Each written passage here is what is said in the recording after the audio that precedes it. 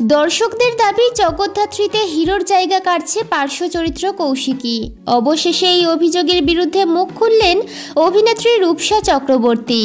এই মুহূর্তে বাংলা টেলিভিশনের অন্যতম পুরনো মেগা সিরিয়াল জগদ্ধাত্রী।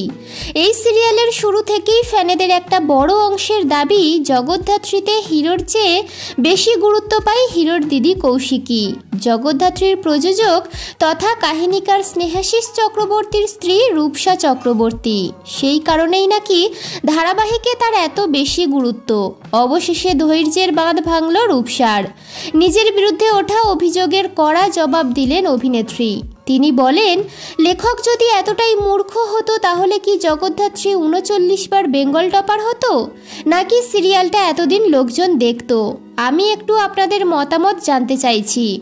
পারফরম্যান্সের দিক থেকে আমার কোনো ত্রুটি থাকলে অবশ্যই বলবেন। আপনাদের কেমন লাগে কৌশিকীর অভিনয় কমেন্ট করে জানান। টেলিপাড়ার এমনই আরও আপডেট পেতে চ্যানেলটি সাবস্ক্রাইব করে সঙ্গে থাকুন।